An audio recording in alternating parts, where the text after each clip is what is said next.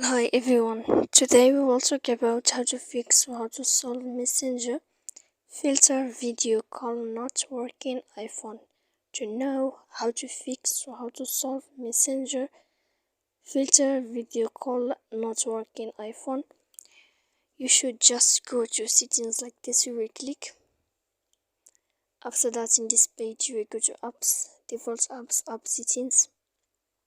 When you will see this list, you will go down to find the application of Messenger and you will enter.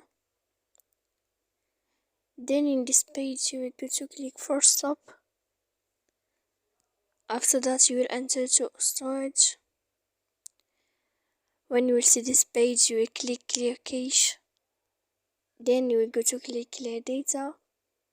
And after all that, when you will end this, you can turn off your phone. So please don't forget to support us by like and subscribe. See you next time.